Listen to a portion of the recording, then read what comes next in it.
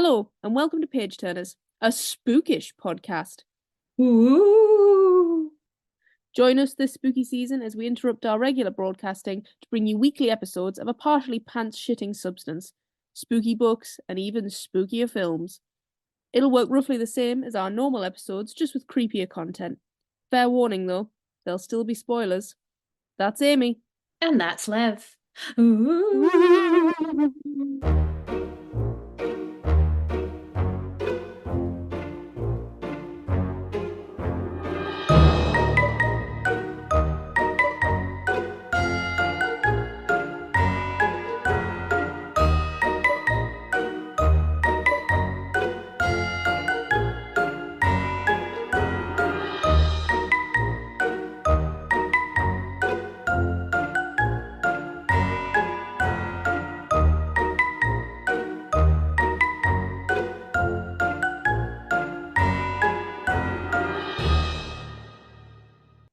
How are you? Yeah, good, thanks. Chuffed that we're in our second spooky episode. It's Welcome, actually everyone. happening. It's happened. We stuck to something. We said Yeah, we're going to bring you. I'm actually, yeah, I was going to spooky say we've content, and we've committed. done it. We've committed to something. Yeah, that's what I was going to say. It's good to know that we know our Mhm. flaws, though. Exactly. Yes, all good. How are you? Yeah, good. Shad, just I got back from Berlin last night at like Good. just before 1. Jumped into Mm-hmm. the bath. Alex gave me some cheese in the bath. 1 o'clock bath. Yeah, just had to get the dirt of Oh, traveling off. Just want to get like it's almost oh like a yeah. it's almost a ritual we've got, like bath bed sort of thing, like my parents, Bath like bed. weirdly. Mm. But just So are you not a shower person? Are you a bath I don't person? I like a shower, but I just like a bath. It's almost like it's some sort of like mindfulness thing of just getting into the bath and Yeah, almost preparing for bed in a way, because I struggle with my sleep quite a lot. The bath it really is. It's a helps nice me. routine. That's Yeah, it. It's the hot milky routine of it. drink, relaxing bath, and then Yep. winding down to bed. Yep. Nice. Like Yeah. it. Try not to Mm, like. I put my phone on my like side table. Turn it like do my alarms, whatever. Turn it down, like turn it over so I don't see. Go in the bath, and then I've just got my Kindle, and I don't have to have any more screens because screens are like my like it. enemy. They are. Was it blue light? Blue light's on the screen, isn't it? You can do Yeah. something with your iPhone to for like nighttime mode, and it makes the light more soft for your Yeah, eyes. yeah. I Yeah, also have but it's night not mode on good. my phone, so no notifications come up or like Oh, because I have also that too. the new iPhones they don't actually ever fully, when you lock them and the screen goes dark. Mm-hmm. If Mm-hmm. they're not in any sort of focus like sleep focus or whatever, they Mm-hmm. remain lit in some way, and Well, I hate that. it's very distracting. Yeah, Oh, we were no. because we got a 6 a.m. flight out on Monday. Mm, We got into bed at like some ridiculous stupid time, like 11 hmm o'clock or 10 o'clock or something, and that is not the time I normally go to bed, and that is before my night focus like shifts in and darkens the screen. So I was just like lying in the bed just looking at my entire room illuminated by this sort of half-locked iPhone screen. Yeah, no, it's not great. It's a cute photo of the dog, it's a cute photo of Paul, but it is also bright and it does not help me sleep. But it shouldn't do that. Surely it should just, like any iPhone would do, any phone would do, just black out. Like my screen's black right now. Yeah, no, Oh, I'm not sure. I well. mean, I'll show you. Like that's it. Yeah. Oh no, I would hate that because look how bright the digits are on the time. No, Yeah, I mean, you nah. can customize that for sure. But yeah, no, so now it's brighter. Now I've like sort of You've opened pressed a it button, and but played yeah, about with no. it. Yeah. Oh, there it is again. Oh, And then that's it, and it's dark oh, mode. Yeah. Sorry for the nah. people who will never get to see this, but you can hear it. It's perfect podcasting content, really visual. expl- Anyway. Um, what else do we talk about? What else Um, have I been up to? Nothing. It's been very Nothing. boring. No, there's literally nothing to report because we were so committed and we watched we joined. When did we last record? Last Thursday. So it's literally been a week, hasn't it? Yep. Yeah, no, nothing exciting's happened at all. It's been fine. It's been pretty dull. So Life's been I was good. relying Like, on don't get you. me wrong, I'm not depressed. Just No. Yeah, I'm happy to be here. It's just, so I'm relying on you to tell us about Berlin. Tell us about your trip because this is all the content we're going to get before the episode starts. Wow. Okay, so trip was great. We got there, it was Mm, pissing it down, went straight to the hotel, mm, dropped the bags, and then went to the DDR museum, nice. Fun. which had a virtual sort of like you could sit in and drive a, I'm gonna say it, I don't know whether it's a high eye or not, a Treba or a Tribber. It's a kind of car that was very iconic at the time. Alex was very excited to see it. His dad drove one and worked with them and around them. So I think he has that sort of attachment. That was very nice. It That's was good. It lovely. was fun. It was very interactive. Fun. Then what did we do? Back to the hotel for a nap because we'd had about 2 hours sleep. And it was, Oh, I love a nap I tell before you you right go now, out it for the was evening. the best fucking nap I've ever had. Mm, I love a high quality nap after a long day of exploring. Come back, you've got a good evening plan, fun stuff's happening, but you can just relax, Yep. have a little disco nap before it. Nice. Then we went for dinner for sushi, which I think I sent you a photo of the sushi. Yes, I You did. did send me sushi photographs and cocktail photographs. It was very well Yes, received. So that thank you was for that. later. Well, I knew that when you went to Copenhagen, you sent me cocktail photographs, so I figured that Mm-hmm. I should be repaying the favor. Please do. I love a cocktail photograph. We went to Five Cocktail. Rivers. Cocktail. Mm. Yeah, not penis pictures. Please don't send us No, penis please. pictures. I know we ask No, but do email every us. week. Yeah, I know we ask every week for an email, but please do not let it have any sort of Nah, dick pics in there. Like you nah. will be reported straight away. Absolutely. But yeah, the sushi place was called Five Rivers. It was amazing. Mm, yum. Did you It just keep getting more and more, or did you get a platter? We got a full platter. Started with Lovely. edamame because we aren't idiots, and edamame is just delightful. It's the And best. yep, and actually it was. I'll just tell you now. Mm, So walked in, obviously, was speaking in German, and sat down, ordered everything, and don't worry about it. the waiter was like asked us like Deutsche, and I was like, no, English. I mean, we live in Scotland, and he went, you speak very good German, and I was like, thank you. Mm, Thank thanks. you. I try. Mm. I try. Honestly, it was the best thing. Bilingual queen. Honestly, it was so validating. Alex has a photo of me like with my drink after the iodine Aperol spritz. It was amazing from there. They put like Oh, pomegranate seeds in it as well. wow, what a Honestly, choice. it was lovely, and there was loads of like Oh, it was a gorgeous Aperol oh. spritz as well. Please Um, explain it to me in more detail after the pod so that I can recreate that because that I sounds delightful. I took some Mm, photos, so I will do. mm, And Alex like took a photo of me like with it, like classic like oh photo of the thing, and I am mhm.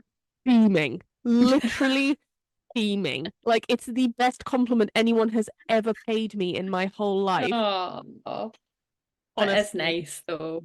Even I've never had that, but even when you're in some you try like we try quite a bit in French, Mm, and even when they don't just instantly speak to you again in English because they're thinking it's easier if I just talk to you in English because your French is terrible. Even if they entertain you, it's like yeah. oh, look at me, so cultured. I know. The problem Yeah. is though, like then we went on to have other conversations where we Mm, aren't anticipating what they're going to say, and because they say it in no. German, there's a moment of like deer in the headlights where you pause too long and you're blinking at them, and I'm in my head, I'm not Hmm. translating fast enough, and I see them go, okay, English, and I'm like, no, No. They're no. like, all right, there's the line.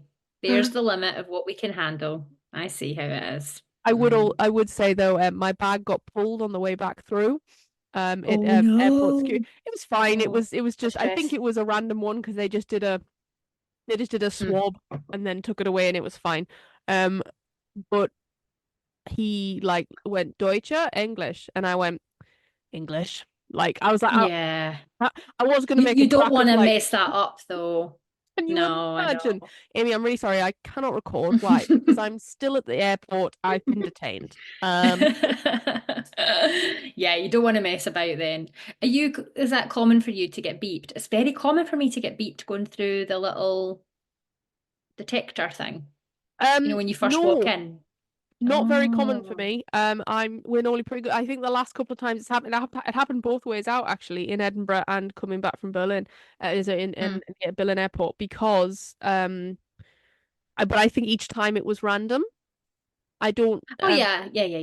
I I'm don't don't get me wrong.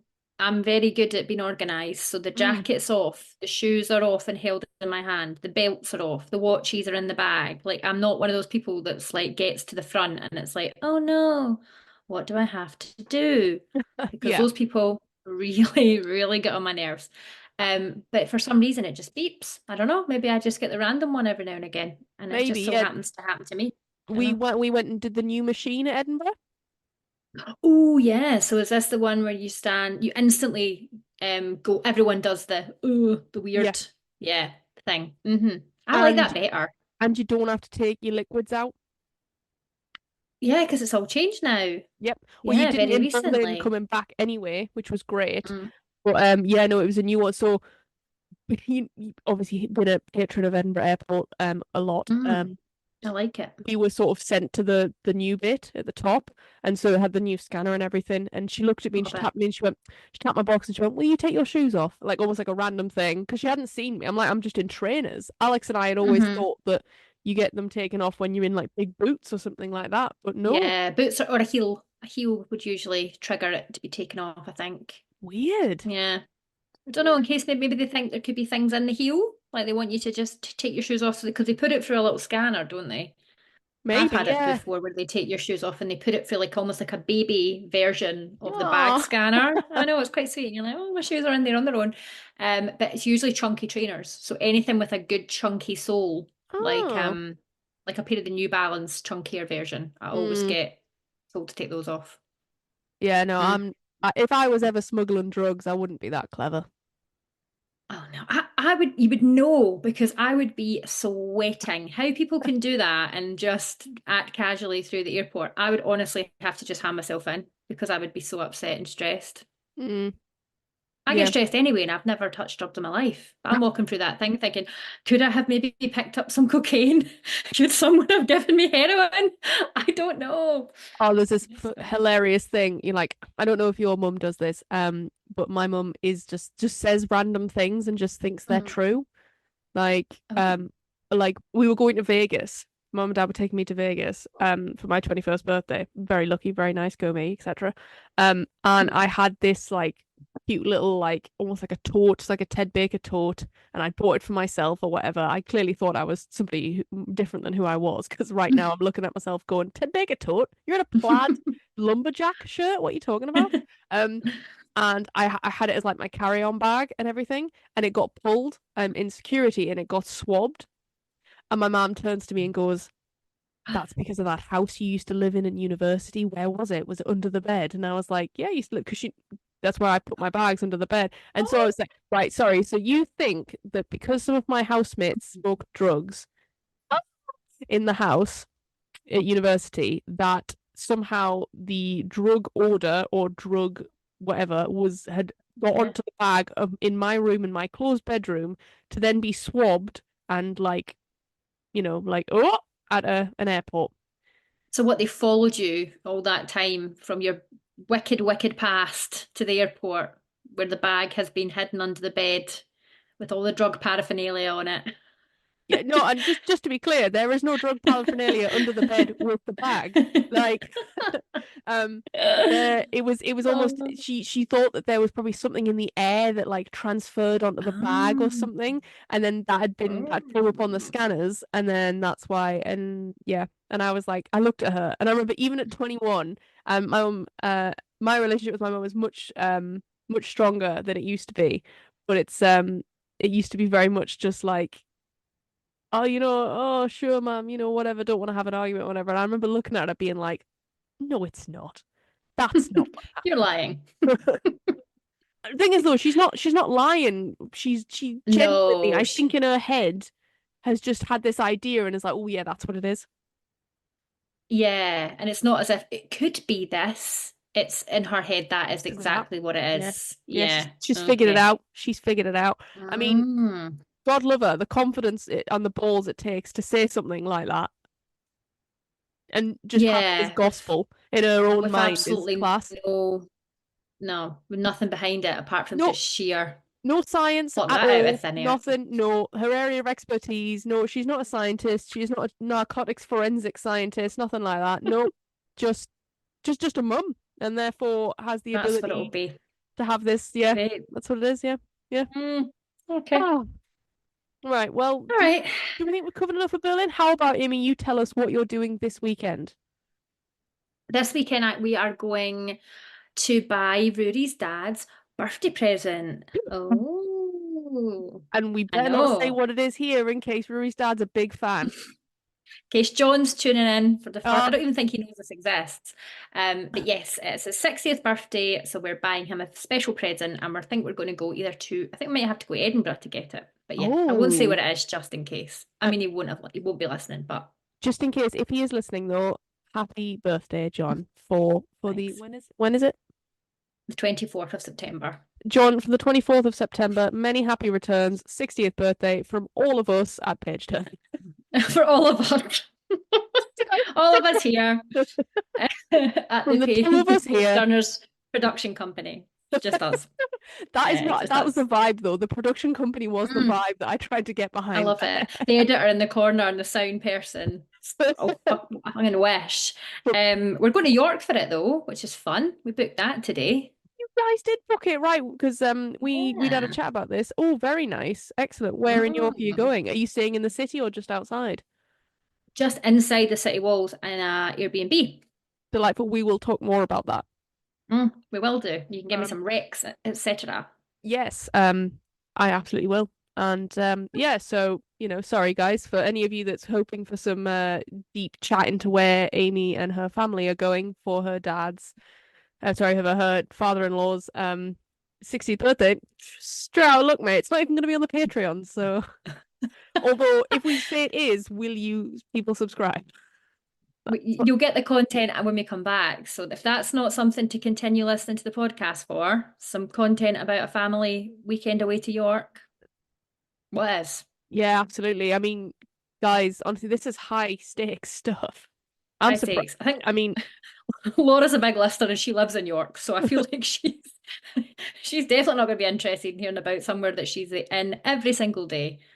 oh, But I don't Laura know. will be in touch with I you. I think I would be interested to be like, oh, where did you score? Sort of thing. But so right, anyway, Mhm. this is getting off Anyway, topic. okay, Liv, what are we reading or what have we read this week? This week, Amy, we have read The Luminaries by Susan Dennard. Hooray! Now, am I right in saying that Susan Dennard is one of your, if not favourite authors, one of your like auto-buy authors or an author that you particularly enjoy reading? I feel like I you've think told me this. I think calling her an auto-buy author is probably the most accurate thing. Yeah, for sure. Oh, I mean, okay. So that's exciting because at the end of this episode, I would like to know your recommendations for other things that she has written she has for written sure. 5 books other than this one. Excellent. Oh, great. Okay. They're all in the same series, so Oh, nice. I like that even more. I don't have to choose which one to start with. I can just start with the series. Like it. Cool. but Righty. yes, I think we went for Luminaries because it's very, from what I kind of is like spooky light. It's Yeah. Yeah. it has Yeah. it has your sort of monsters, it has your sort of but fears and such, but I don't think it's all that horrified, and I think we're going No. spooky light, much like The Ritual. We are stepping into, but to be fair, we sort of made the decision that we might never go full spook with the books. We might never go full spook with the books. No. Full spook with the books is a real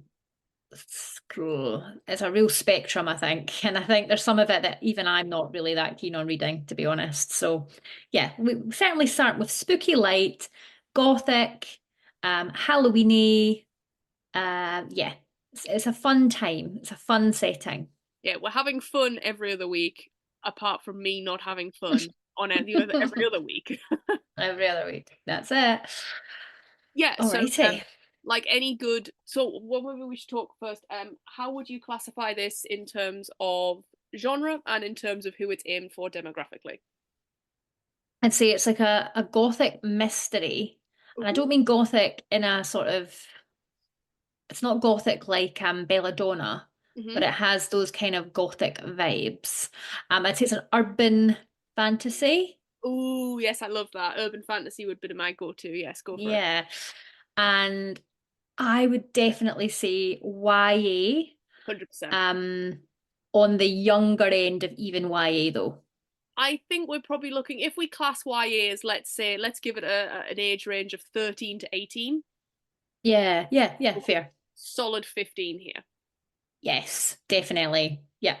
Yeah. There's nothing really in here except from a little bit of like threat Yeah. and some gore. Like there's some descriptions of blood. Yeah, I think that Yeah. she's quite heavy, she's quite realistic with dead bodies and things like that. So there is quite a lot of dead bodies and, like you said, gore in here. But nothing that's like over described, I would say. No. Like, you know, but Nah. yeah, definitely I would say, yeah, but really enjoyable. You know, Yeah, really enjoyable. Sometimes I find myself not enjoying as much YA as I used to, especially YA that's on the younger side. Yeah. I Yeah, think I think I'm quite unfair. Like, I think if you had, I would have definitely read it, but I think if you had said to me, we're going to read the Luminaries, it's a YA urban fantasy, I would have instantly felt a bit reluctant to read it because YA is not my thing and urban fantasy is definitely not my thing. But it was a fun time. So I unfairly would have judged it. what has you not reading a lot of urban fantasy? I don't like the mix of modern day technology with like fantasy creatures. I just find it a bit jarring. Don't get me wrong, I'm a big Buffy fan. Fantastic. So, you know, it's not that kind of thing, but I tried to read the Sarah J. Maas series, is it Crescent City? Right. Yeah, and I just couldn't get into it at all. See, that I don't. Do I think I have ever thought to myself that that's an urban fantasy? I'm not sure. I mean, I understand where you're coming from in the sense that you say that it is a fantasy in a contemporary setting. But to be fair, the world in itself isn't real, is a fantasy. So for me, but I understand what you're saying. It is fantasy in an urban setting. It's just not in a real or world as we know it sort of setting. Yeah, because this is an alternative America. Yes. In this story. Yeah. I think that lends to it quite well because, well, I suppose I will ask you as our resident setting buff, how did you feel the world building was? Okay, so I split my notes up into what I really loved about it and some downsides. I wouldn't say I hated it or I didn't enjoy it because of these things, but they just didn't hit the same for me as some of the other parts of the book did.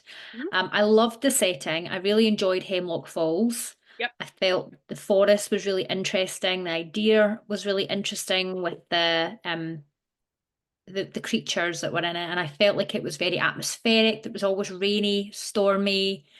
So it really sucked me in, and I felt like I could picture it quite clearly. But the world building I felt was a little bit woolly, and maybe that was because it was for a younger audience, and they didn't want to delve too deep into it and make it too, I guess, too difficult maybe to grasp and too convoluted. But I just sometimes felt a bit like, okay, so am I supposed to know this? Am I supposed to know what a non is? Am I supposed to know the history of the Luminaries? And I felt like there was little bits missing for me. But then I am assuming it's a trilogy, so maybe we'll get more as the story unravels. What did you think about it?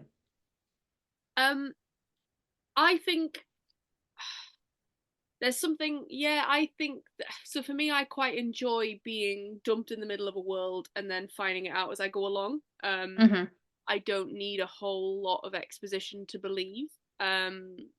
And so I think I was pretty comfortable with where we were and what we were doing. I mean, obviously, the map helps in the book. Yeah, we've got the map, of course. Which is what I really liked about the map is it's really basic. Like there's It is, yeah. it almost makes the world seem a lot smaller.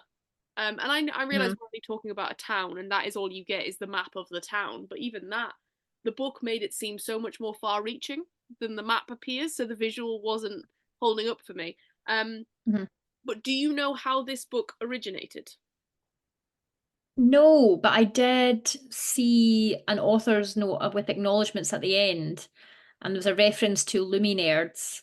Yep. And yeah, and I didn't get a chance to finish it because I had things to do today. But yeah. So I could be right, I could be wrong.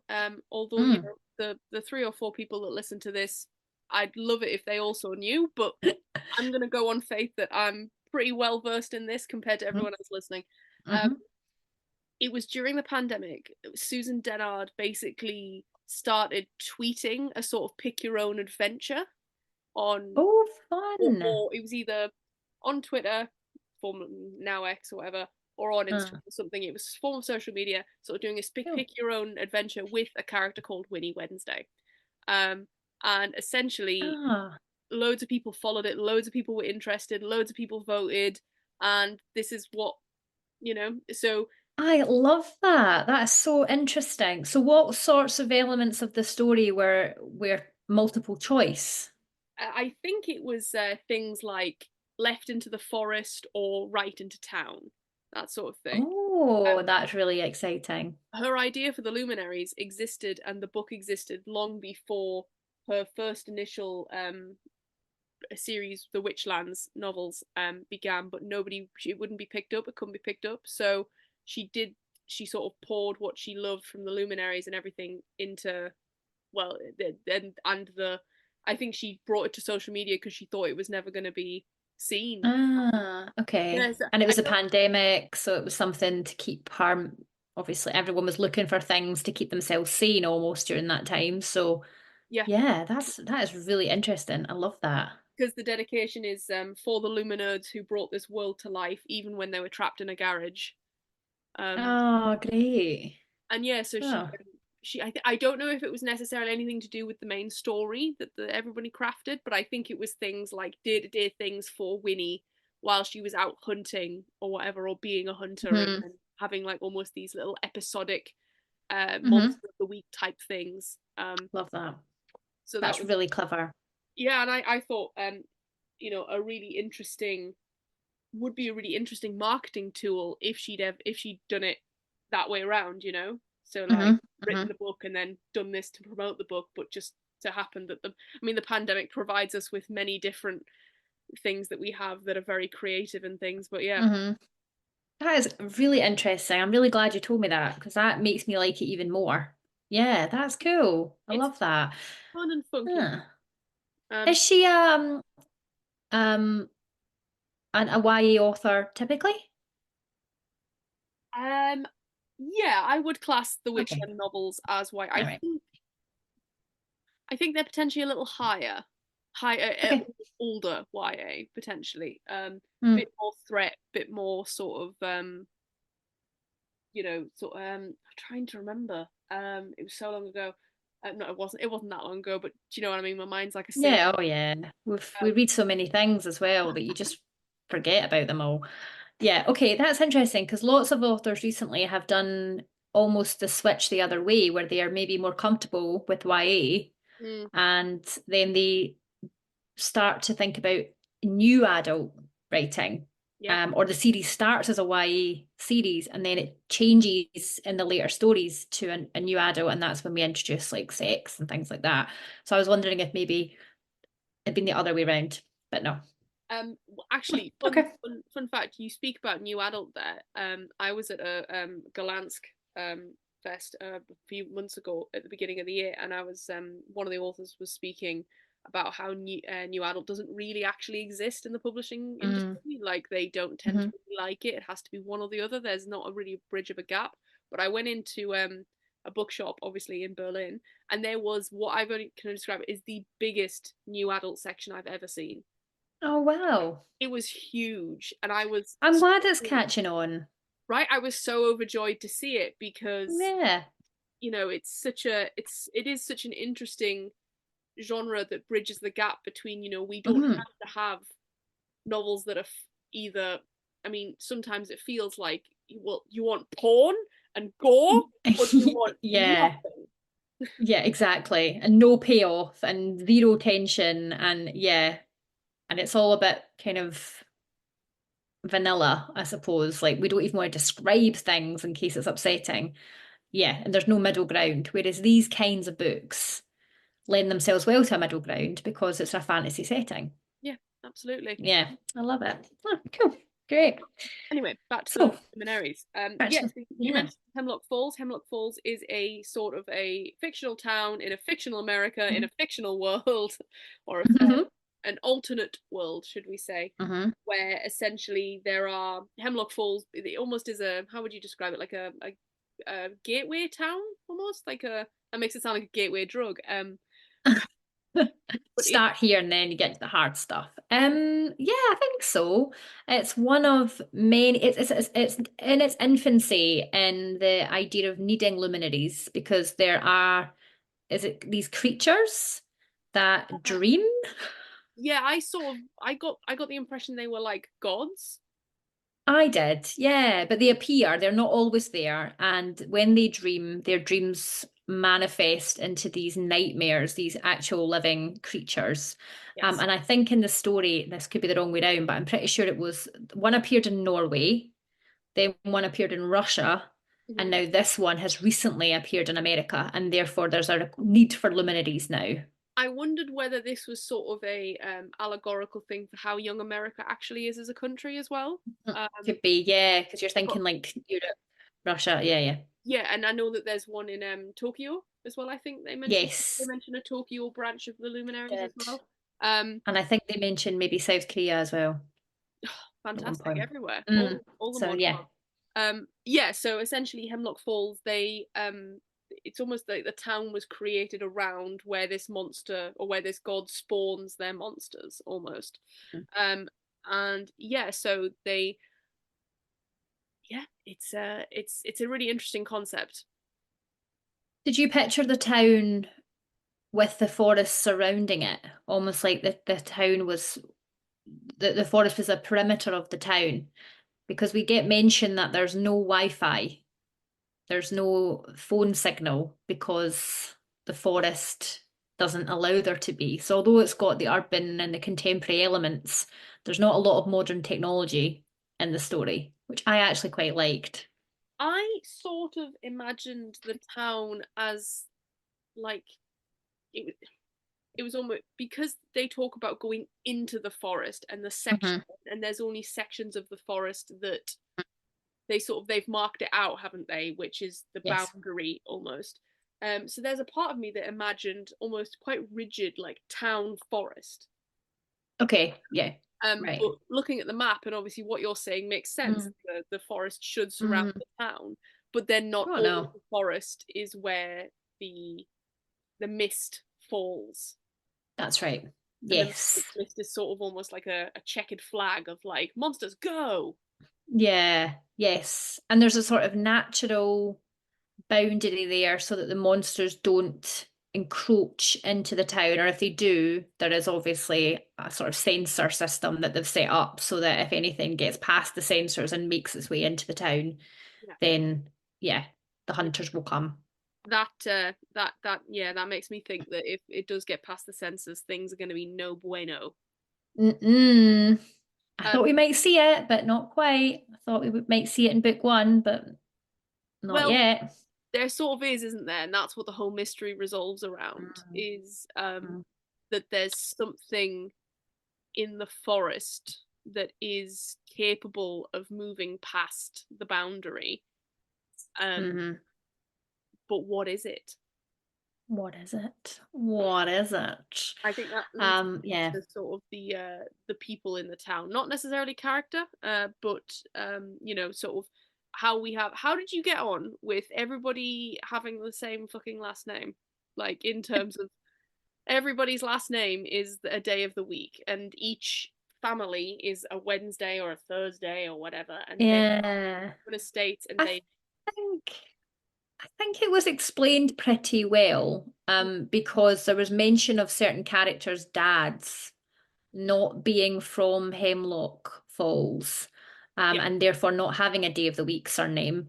But because their child was born there, they were given one. So It I follows could see it's like a, yeah, it follows the like a maternal clan line, system.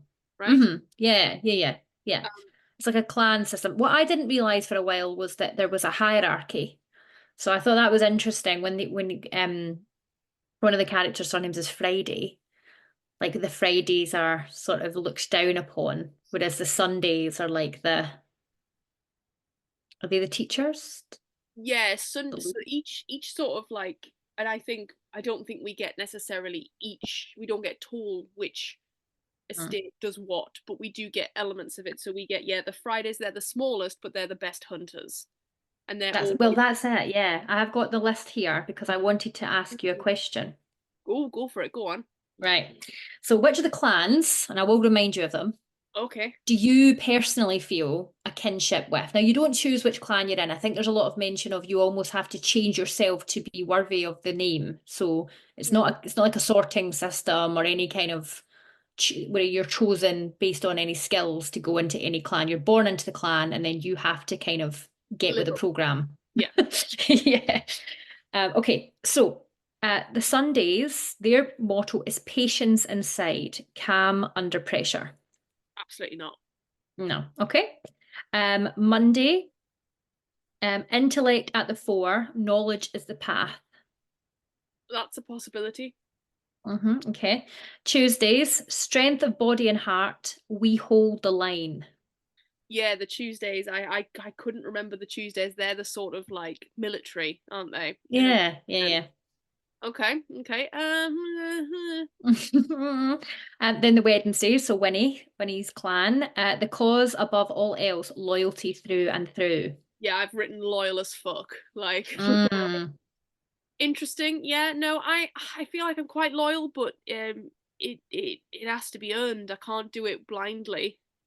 okay. Yeah, and you wouldn't do it in the the detriment of yourself or anyone else, whereas I guess the Wednesdays are loyal to a fault at times. Yeah, I think. Well, I think sometimes I am. I'm quite. eh, I do think of.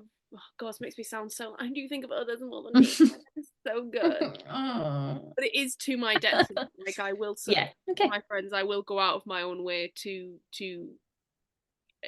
I will not harm myself, but like Yeah. I'll. You'll put everyone above yourself. Yeah, but Yeah. that's more of a Okay. self-worth thing more than me being nice to other people. Okay. Okay. And this is definitely not me. Always prepared, never without a plan. That's Thursdays. Yeah, no, fair. No, moving No, on. no, no, no, Fridays. no, no. Fridays, integrity and all, honesty to the end. Ooh, I think I could be torn between Monday and Friday. And then Saturday, leadership in deed and word, persuasion is power. That sounds way too evil for me. Monday or Friday. I know how obvious are Saturdays, the evil ones. It's like, No, and we are evil. no wonder they're Evil like to the the core. journalists and everything, aren't they? Exactly. Yeah, fair. I think Cool. Mondays or Fridays. What about you? Um, I think Monday could be one, yeah. It's just for me, knowledge generally means reading, so sign me up. Mm, yeah. Mm, maybe the loyalty one, I suppose. Maybe a I Wednesday. could see if I'm quite a loyal person, I would say. Yeah. I just don't think Yeah, I could maybe. be as loyal as the Wednesdays would need me to Oh be. no. And that is the thing about this, isn't it? That they are extreme when it comes to upholding their clan's belief system. Yeah. They are extreme about it. Not everyone is, but Wednesday No. certainly is. Well, that leads us very nicely into sort of why this novel exists, why this novel begins, why the story is there, because essentially we meet Winnie Wednesday, and a few years prior to Mm-hmm. the beginning of this story, her father has been outed as a traitor, a Diana, a witch, Diana, an witch. Oh. enemy of the Luminaries. They're mortal enemies. He has defied everyone. He has pulled the wool over everyone's eyes. And So the idea is that he is a Diana. He yes, runs away with one too, doesn't he? We think that he's left the family to oh, I didn't know if go he and be with them, I think. I think he was to go and be with the clan, but I didn't The know if he clan. ran Yeah, away yeah. with. But he was found with one. Is that right? Is that how they figured it out? He was found, wasn't it, with a source? Oh, with a source, yes, with the finger or something. We didn't know what it was, but it could have Yeah, been a finger. Yeah, it's okay. just to clue people in who haven't read it. A source essentially is like it's like a source of power, an object that holds the Uh-huh. power that a Diana can draw from Mhm. and create spells and. Yeah, and they can be evil. They can have almost like booby traps held within them, and they can be hidden in the forest so that hunters find them, luminaries find them, and then some nasty fate befalls them. Yeah, Um, not so good. but yeah, Yes, traitor. essentially, Winnie's father is a traitor, and the entire family is ostracized because they don't believe that they couldn't have known. And that is the rest of the family is Winnie, Winnie's Hmm. mum, who Hmm. was lead hunter for the Wednesday Oh, clan, and Winnie's yeah, brother. yeah. Who just wants to get on in life. He doesn't want to be part of the Luminaries. He doesn't want to be a hunter. He just wants to work almost in the government. But Whereas, fair. whereas all Someone he has to. ever wanted is to follow in her. Is it Deidre? Deirdre? What is her mum's name? Fran, I think. Are you thinking of her gran, Winona? I mean, what Her what gran's called Winona. That's great. But definitely not. And it sounds anything like Deirdre. I mean, thank you for trying to throw me the line there, but It's okay. no. It's Um, right. yeah. So her grandmother, her mum, her aunt, they are all Hmm. great hunters, and her aunt Yes. Rachel even she speaks to them, but only through necessity, not for Mm. any sort of love, and that is the sort of loyalty that when the Wednesday clan demands of you. Um, Yes. Yeah. so Anything that you've done, you are punished for some. If you are disloyal, you are punished. And they are punished for, is it, they're ostracized for 4 years? I 10 think years? it's meant to be 10, but we meet them potentially four We're years. 4 years in. Right. Yeah, 4 years in. Hmm. Which That means, makes sense. and Yeah. the reason it all sort of kicks off, the reason, and I love that this is about a story. So one of my biggest pet peeves is why now?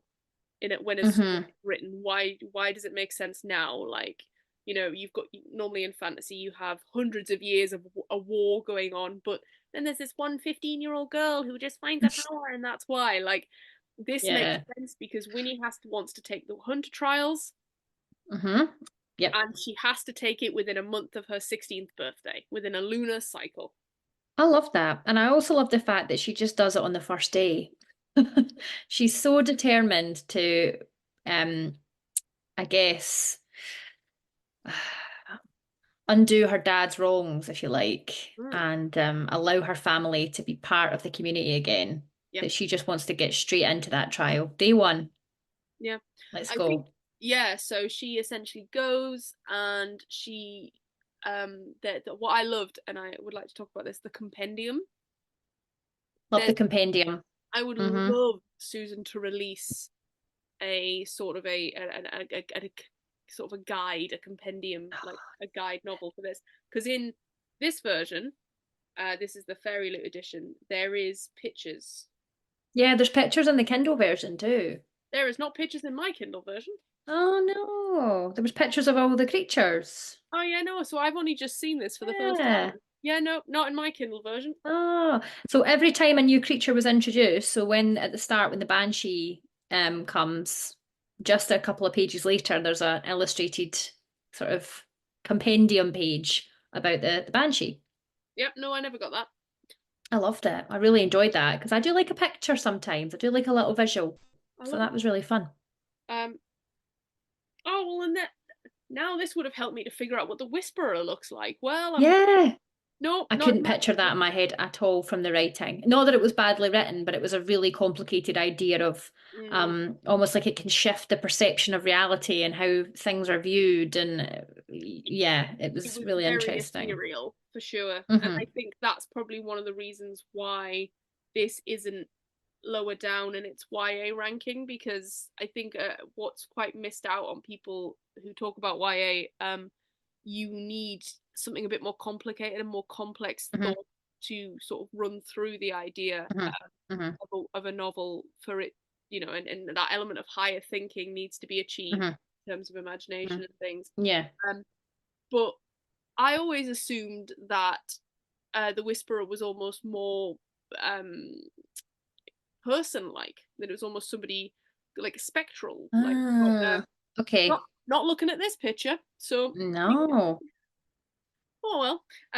Yeah, There you so go. Winnie goes and she is determined, and there's a few steps in the trials. She already knows Yeah. as much as she can. She's been ousted from school, sort of thing. She doesn't attend half of the regular sort of schooling. She gets to go to sort of basic school, and um, Yeah. but otherwise everybody is cruel to her. Nobody speaks to her. Ideally, they shouldn't speak to her. That should be the only thing they should do. They should completely ignore her. But of course, children are little dicks, so Mhm. they bully her relentlessly. They call her things like witch. Yeah, make up songs about her. They tease her in front of everybody. Not all of them do. She has got a couple of people that are still very nice to her, and she even gets a birthday gift at the start from the twins, which Oh, was really sweet. I was But expecting yeah. the twins to be bastards. I know, me too. I thought, oh, here we go. Here we go. We've heard about the fact that she's been ostracized. Here's the first interaction with one of her peers. Oh, actually, they're quite nice. Yeah, It was quite a nice experience. the oh, even up to their birthday party, I wasn't 100% convinced. You And were still yeah, waiting. yeah. Mm. I was waiting for the other shoe to drop, just like Winnie. She doesn't trust anyone because they've No. ostracized her for 4 years now. Why would anyone turn around and be nice to her? And she's almost been, I guess it's even harder for her because she had such a close relationship with lots of people from the community. She was a big part of it with her mum's high ranking position. She had friendship group, and all of these people have turned their back on her. Even the people that she felt would have remained loyal to her have, for their own sake, ostracized her and avoided talking to her. And they're not all horrible, they're not all cruel.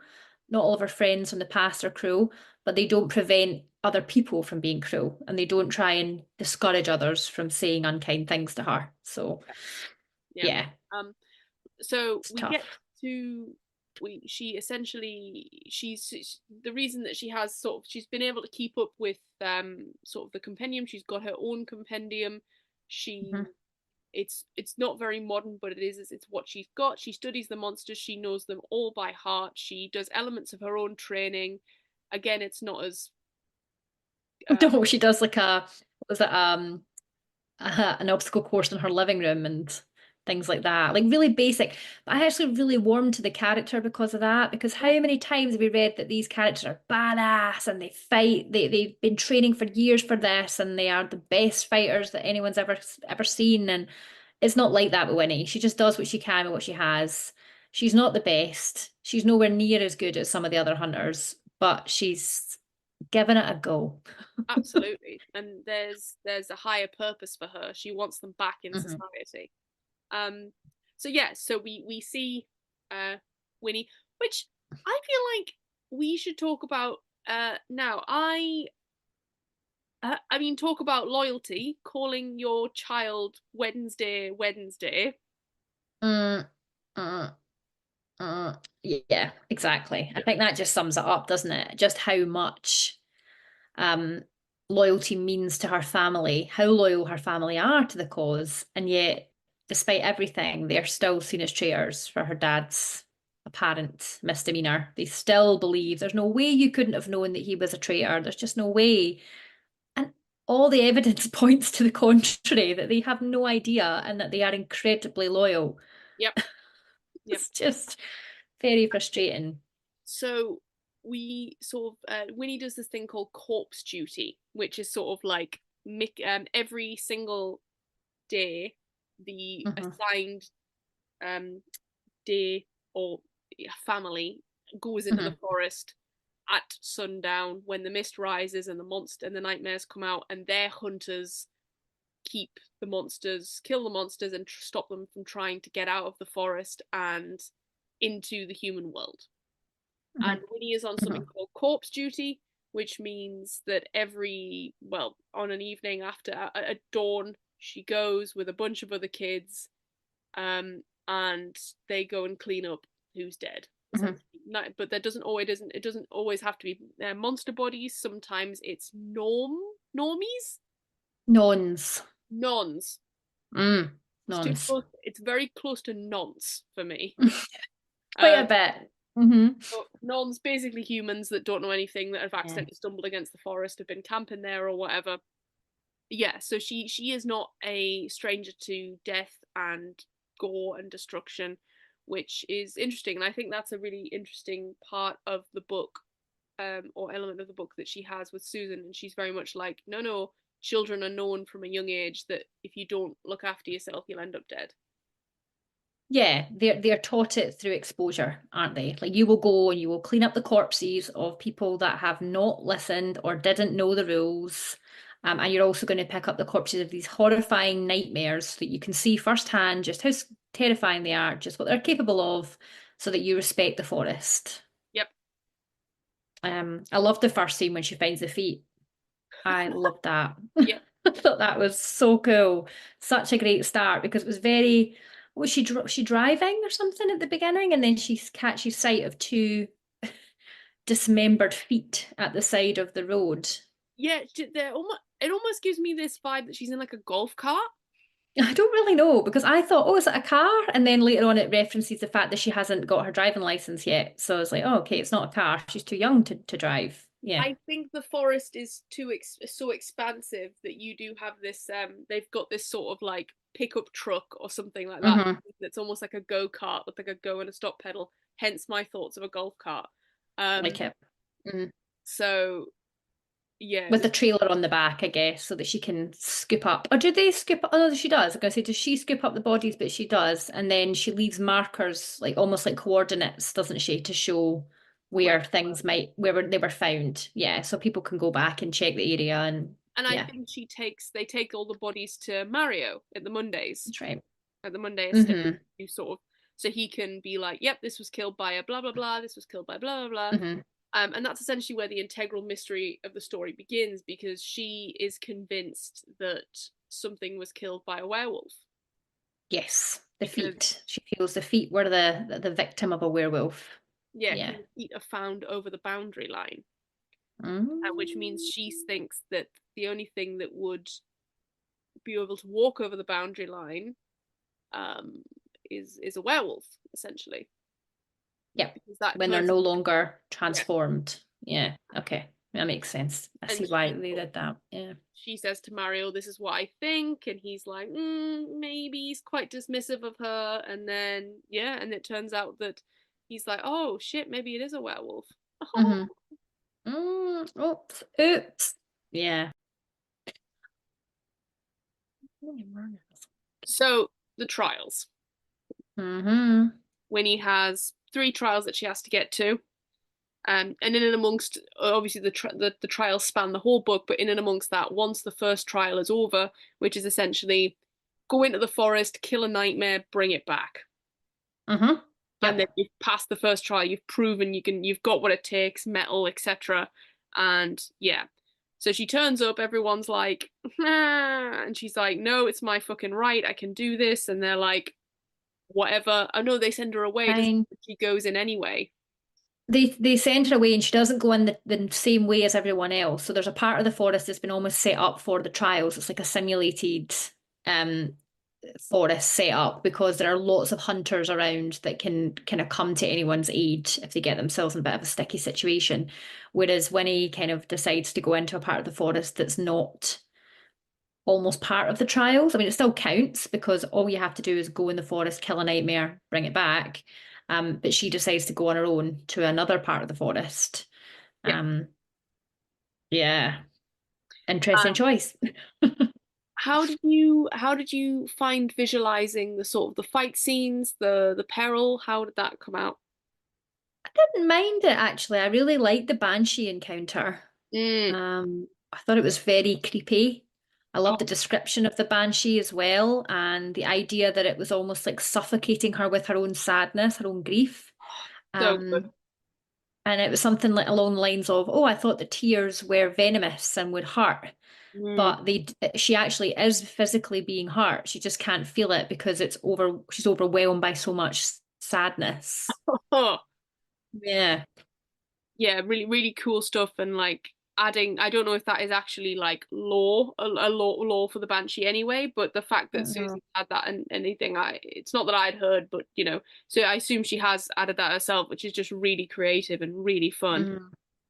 I liked the Banshee. That was great. Yeah, I enjoyed it. I found the next part a little bit hard to understand what happened next because the Whisper, as Yes. she decides, Whisperer, that she kind of dubs it, comes and kills the Banshee, and then Yes. she finds the Banshee's head, decapitated head, Mhm.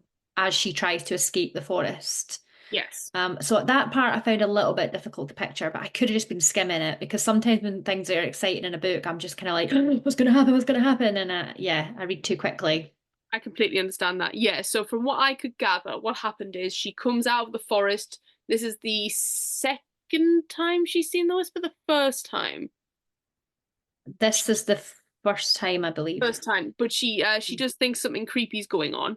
Mhm. So she sort of runs to tell whoever's there, Mhm. Mhm. and then gets picked up by one of the cars going around or something.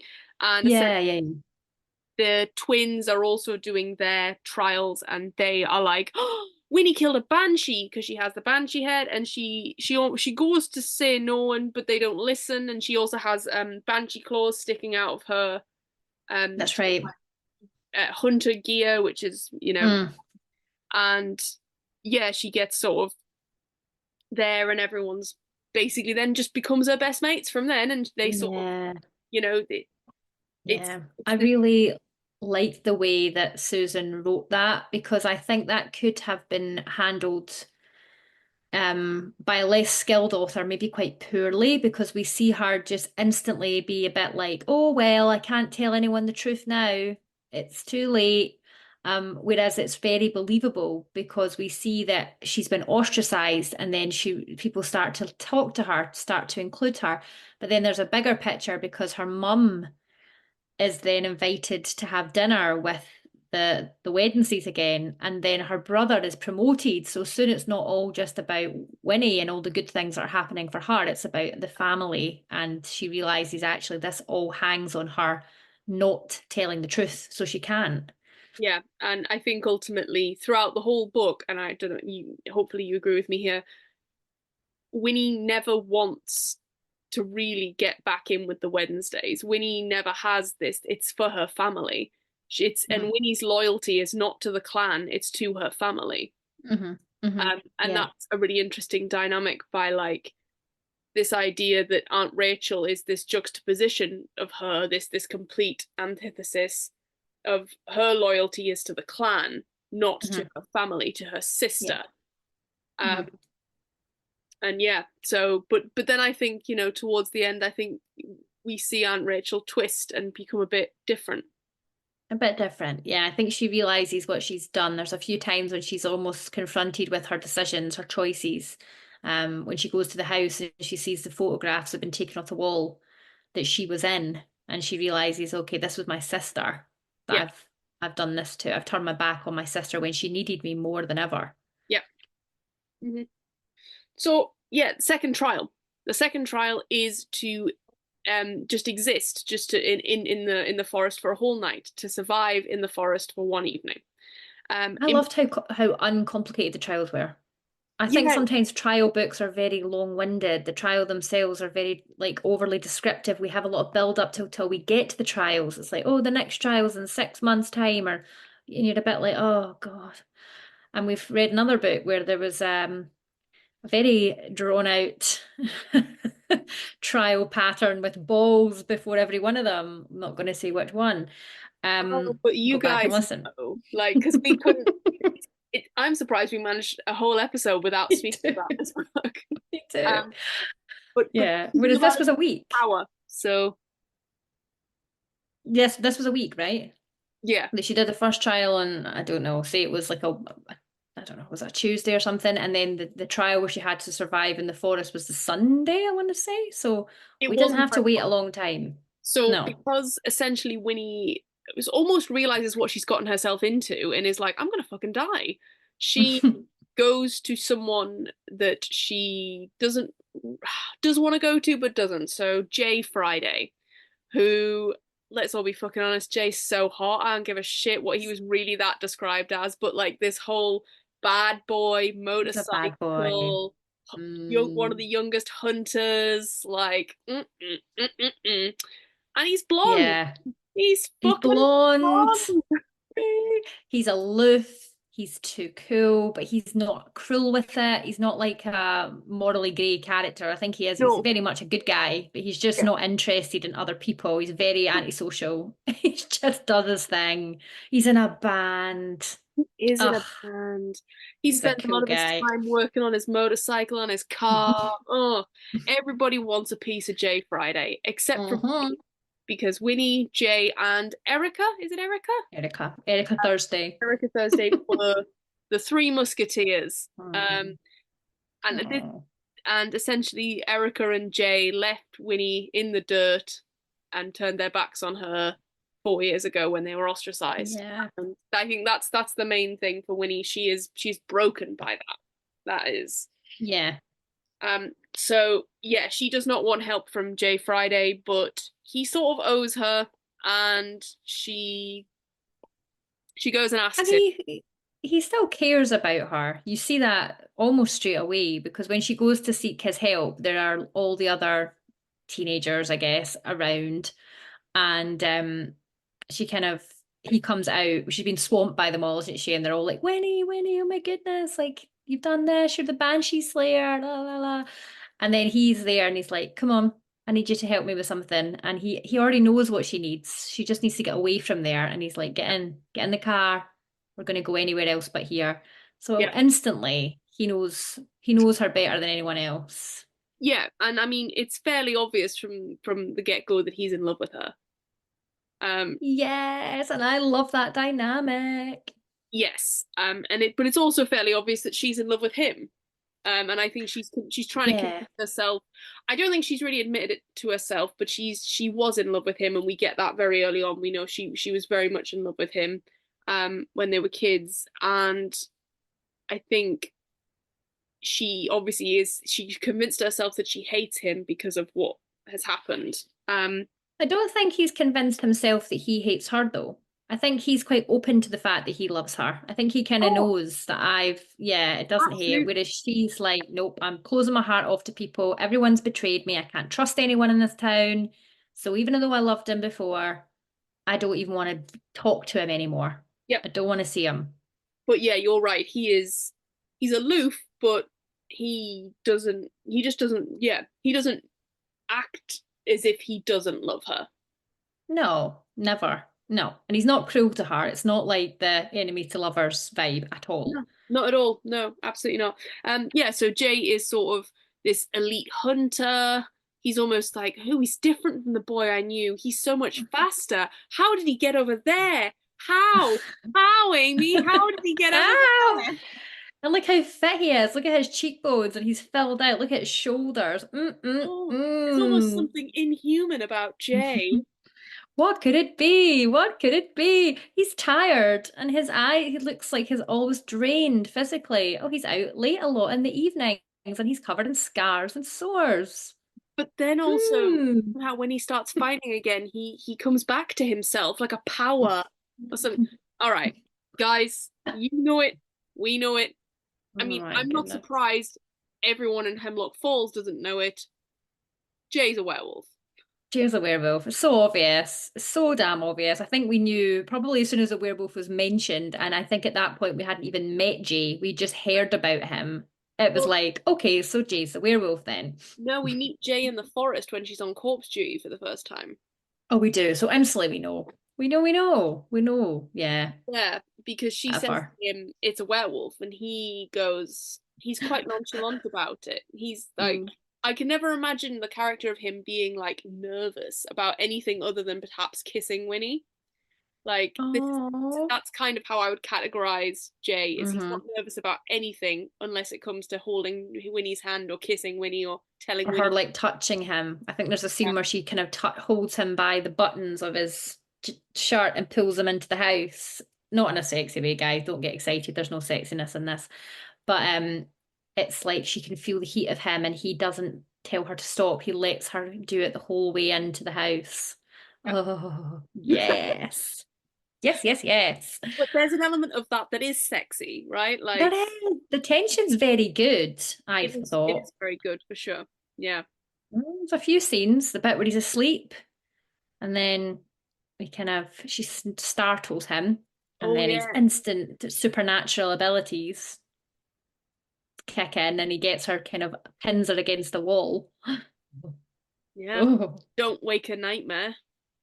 I mean, you couldn't make it any more bloody obvious, could he, by saying that? I was like, come on, Winnie, have a think, please. But she can't think. Her Honestly. mind's Her muddled mind by is Jay. elsewhere. Her mind is on purpose. Yes, yes, yes. But yes, so she essentially asks him to help her. They go to the Fridays training grounds. She is now also allowed back into the in terms of the educational system in this no one does any math, no one does any English, no one does any science. They do No. like anatomy of monsters. They do. Oh no, they do in the normal school. Like in the school, like in the kind of comprehensive, like American school system school that they attend in the day. There's a point where she says to him, says something to Jay, and he goes, "Oh, I have to go, I'm going to be late for Spanish." And she's Oh, like, as if okay. you care about being late. So I think that's when they go to typical curriculum But lessons. am I right in thinking they only do that for half a day? Yeah, because they have to get, I think, do the people that are doing the patrols or like the corpse duty, do they don't not have to like finish up slightly earlier and then they're out all night, aren't they? So I think Oh, well, so it's for me, that's, it's regular schooling for half a day, and then the rest of that half day yeah, they go to the Sunday estate, and they do yes. like training and then the lectures Mhm. of anatomy and things, right? So I clearly just skipped the Yes. boring lessons. It is boring, that bit.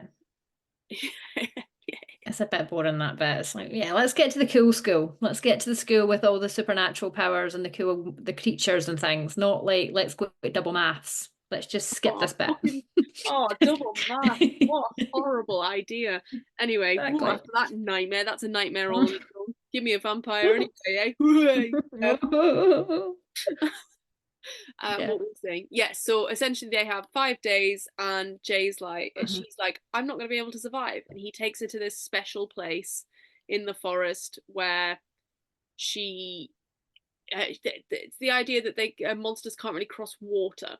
That I've heard Yes. that as an old folk tale. I have heard that in other and read that in other sort of fantasy monster type things. So I felt that wasn't too far fetched, and it's No, very that's fine. and it's up a tree basically, and she has to memorize Yeah. that path, and then she does it. She goes. There's a bit of like argy bargy, and she's faced with a vampira. Yeah, when vampira. Yeah, when the mist descends, the monsters spawn, and they can essentially spawn anywhere. So if you stay still, they could spawn directly on top of you, and you will instantly die. Whereas if you keep moving, then you're less likely for that to happen. But even although Winnie keeps moving, they spawn a mob, a horde of Yeah. vampira spawn, and she's right in the middle of them basically when they turn up. Yeah, and I thought it was a really very tense, quite cool couple of chapters. She Yeah. proves her mettle. I know in the first trial we're sort of a bit like we're unbelieving in Winnie's ability because he isn't the Mhm. one that kills the banshee. She survives, but it's killed for her essentially. And Mhm. then we see her take on a couple of vampira, and Mhm. she tries to take out the leader. She climbs this Mhm. tree, and then they find her, and they That was really unexpected. When she wakes up and she says something like there's a clicking sound, or it's the mandible, because the vampire are described as having mandible, yeah. which is just so unsettling and creepy. Imagine hearing that in the forest. I thought, oh, it's a dream. It's not going to be that. It's going to be something else clicking and clacking. And she's just woke up in that kind of sense of fear that what's just happened to her. But oh no, it is them. It is Yeah. them, and they are trying to climb the tree to get to her. Yeah, Winnie jolts awake to the sound of clattering mandibles. Ugh. Oh, yuck. Yeah. So good though. Man, I'm looking at all these pictures that I never got. Ah, yeah, the picture. I did not think they would look like that. I, That is really unsettling. do you I know what? love the drawing of those. Yeah, well, I mean, guys, if you've not read it, I mean, even just go and try and search and Google the pictures of the Yeah, monsters. yeah. They're really cool. I think Susan did a really good job of describing that, even though I never saw it myself.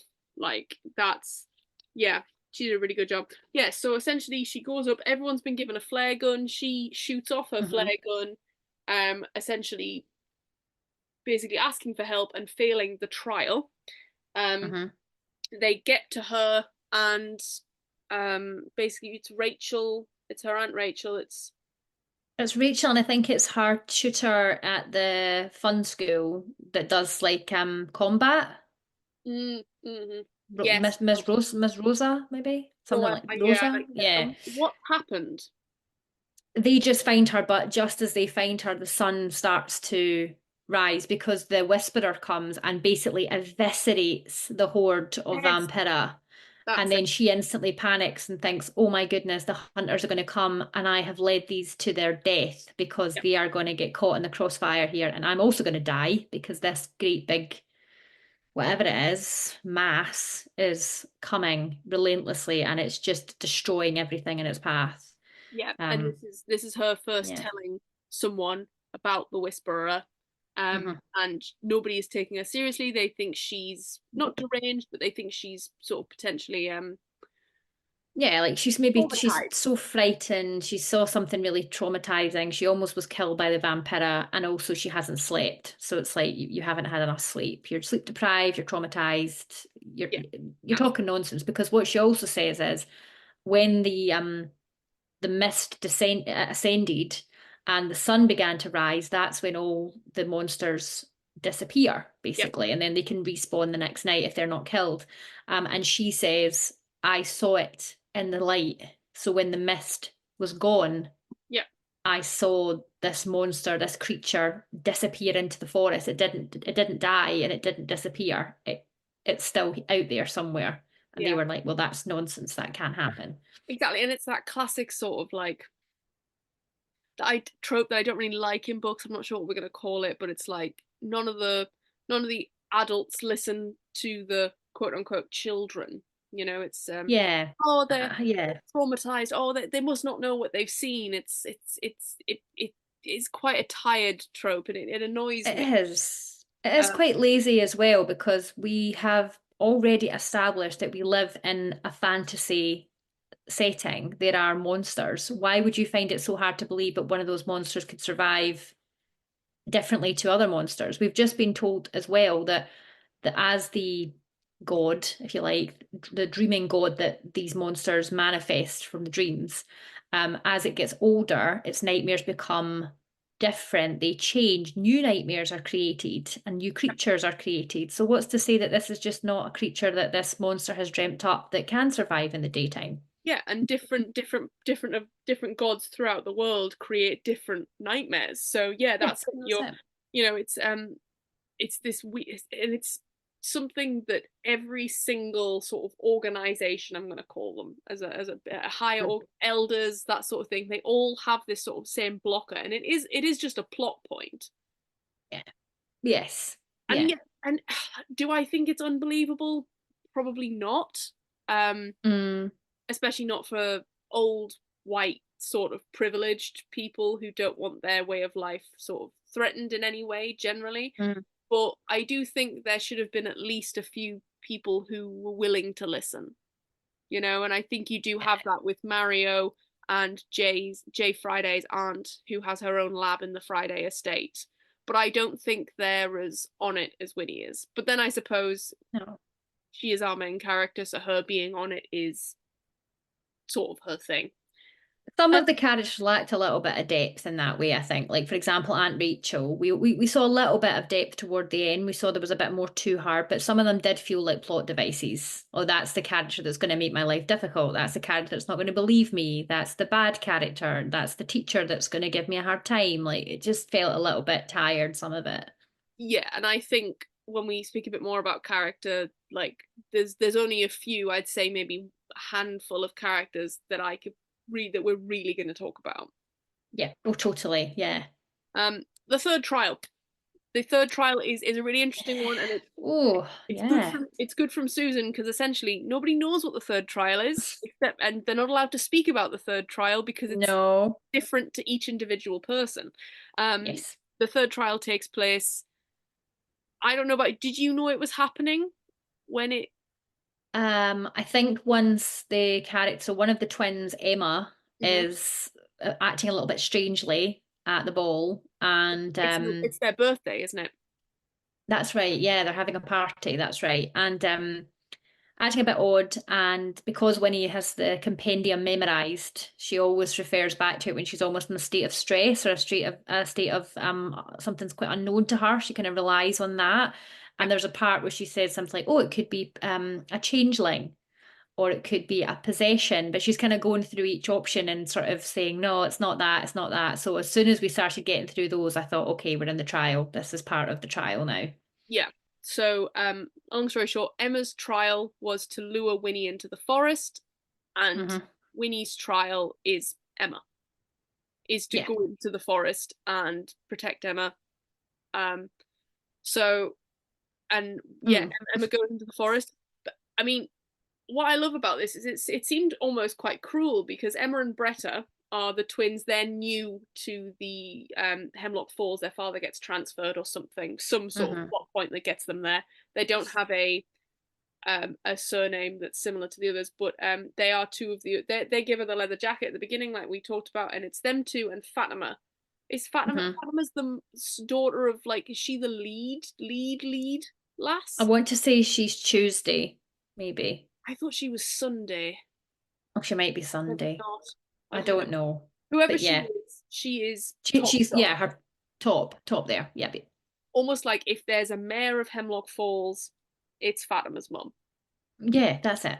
And those four sort of create this lovely little group of like supporting characters, and sort of they well, for want of a better word, support each other. And Mm-hmm. yeah, it's the twins' birthdays, and Emma sort of lures her away into the forest Mm. as part of the trial, and she's attacked by a harpy, I believe. Yeah, there's a few things. I think there's a harpy, there's a basilisk There as is a well. basilisk.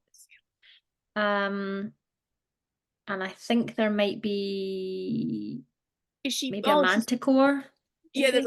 There's loads of manticores, and they're chasing. Hmm. Emma gets injured. She does her up as much as she can. She tells her to get out.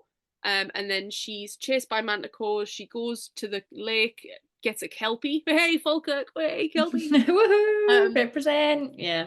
and the kelpies sort of fight the manticores, something like that. And then there's something else, and Yeah, it's a bit of a kind of like we're flicking through the compendium at this scene. We're seeing a lot of the monsters that we haven't yet encountered yet, one after the other, which was quite yeah, a cool scene, to be honest. I really did enjoy learning and reading Susan's descriptions of the monsters because I love Susan's writing. I think it's really easy to read, very beautiful. It's not too overly descriptive, but it gives you enough to clearly picture it in your mind. And it's got a nice flow to it. I don't know, it itched my brain just right, her writing. I really enjoyed reading it. yeah. What brings her to the waterfall? Um, Yes, mm, right. No, I thought that was in the final trial. Well, it isn't. So um, everything's fine. mhm. She is saved. Yes. She is saved by the werewolf. Oh, yep. Who could it And be? ooh, and essentially, yeah, so she's saved, everything's fine, she passes the trial, she passes out. Yeah, so she wakes up and the werewolf saves her.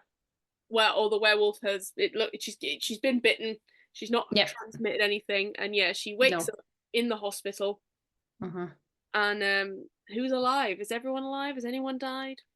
No, Emma's okay as well. She's really not in a very good way because compared to Winnie, she can sort of just like Winnie can leave the hospital. She's had her treatment. She can go home, whereas Emma's having to have like all sorts of transfusions and various things.